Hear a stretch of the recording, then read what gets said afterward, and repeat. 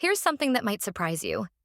Every single second, over 40 terabytes of data flow through the internet, but not all of those bytes are treated equally. Some get VIP treatment while others have to wait in line. And today, we're diving into why that matters more than you'd think. That's fascinating, and it really makes you wonder how networks manage to handle all that traffic without completely crashing. Well, it's actually quite an elegant system that's evolved over time. Think of it like an incredibly sophisticated traffic control system, but instead of managing cars, we're managing millions of data packets per second.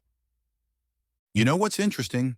I read that about 30% of video calls would experience significant quality issues before these systems were in place. Now, that number is down to less than 5% for most major platforms. Those statistics really show how far we've come. And it's all thanks to quality of service and class of service systems, QoS and QoS. They're like the invisible traffic cops of the internet, making split-second decisions about which data gets to go first. Welcome to Technically You, where we make the tech world make sense. Today, we're diving deep into packet prioritization with a topic that every network engineer, and honestly, every IT decision maker should understand.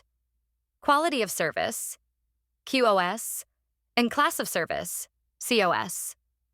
Let's start with QoS, quality of service. It's a set of technologies used to manage traffic on a network by prioritizing certain types of data. Think video calls, VoIP, gaming, or even remote surgeries. QoS ensures they don't get choppy or delayed. Right. Without QoS, all data packets are treated equally. That might sound fair, but when your Netflix stream starts buffering because a big file is being uploaded in the background, suddenly equal doesn't seem optimal. QoS uses techniques like traffic shaping, bandwidth reservation, packet classification, and queuing strategies. It identifies critical data and prioritizes it, helping reduce latency, jitter, and packet loss. Three villains of network performance. Class of service, COS, operates at layer 2 of the OSI model, specifically in Ethernet networks. It involves tagging Ethernet frames using the 802.1p field, which gives each frame a priority level from 0 to 7. Exactly. COS is like a VIP badge for Ethernet frames. It doesn't shape traffic directly, but provides a priority tag on which network switches can act.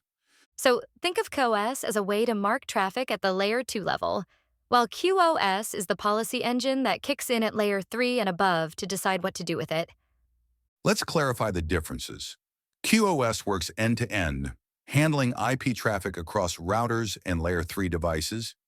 It uses mechanisms like DSCP, Differentiated Services Code Point, for packet marking. Can you go a little deeper into what DSCP is? Sure, DSCP, or Differentiated Services Code Point, is a 6-bit field in the IP packet header, specifically within the type of service, a TOS field in IPv4, or the traffic class field in IPv6, that is used to classify and prioritize IP traffic in a network. The DSCP field resides in the first 6 bits of the 8-bit TOS or traffic class byte. DSCP marks each packet with a specific value indicating the service quality level it should receive. This helps routers and switches determine how to forward or queue packets, especially during congestion. Now, let's cover what COS is. COS is local to a layer 2 domain, like within an Ethernet or VLAN segment.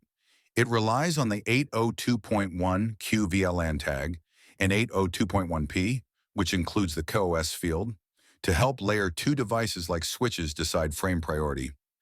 802.1, QVLAN tag, and 802.1p. Tell us more about them. IEEE 802.1q is a networking standard defining a VLAN tagging method in Ethernet frames. It allows a single physical Ethernet network to carry multiple logical VLANs, virtual LANs, each segmented for security, performance, or administrative reasons. It works by VLAN tag insertion. 802.1q inserts a 4-byte tag into the Ethernet frame header between the source MAC address and the EtherType field. This tag includes Tag Protocol Identifier, TPID, 2 bytes, 0x8100, to indicate the presence of a VLAN tag, tag control information, TCI. 2 bytes, which includes priority code point, PCP, used for 802.1 P, 3 bits. Drop eligible indicator, DEI, indicates if a frame can be dropped during congestion, 1 bit. And VLAN identifier, VID, specifies the VLAN ID, 12 bits, allowing up to 496 VLANs, 4,094 VLANs. IEE 802.1p is a traffic prioritization mechanism defined in the 802.1q standard. It uses the 3-bit priority code point, PCP field within the 802.1q tag to assign 8 priority levels, 0 to 7, to Ethernet frames. Another key difference between QoS and QoS is that QoS can reserve bandwidth and enforce traffic shaping, while QoS is only about priority tagging. It's informational. Let's talk standards. IP networks use diffserv and intserv for QoS, and packets are classified using DSCP values. Ethernet networks, on the other hand, use IEEE's 802.1q and 802.1p standards for VLAN tagging and COS values. That's important because a packet can be marked with QoS and QoS. COS is applied to the Ethernet header, and QoS is applied to the IP header. Network equipment uses both sets of values to make forwarding and queuing decisions. Why does this matter? Because not all traffic is created equal. A dropped VoIP packet can't be retransmitted. It's gone. But an email can wait a second or two. QoS ensures consistent performance for mission-critical traffic, like video conferencing or real-time voice. It also improves user experience, reduces downtime, and enables business applications to meet SLAs.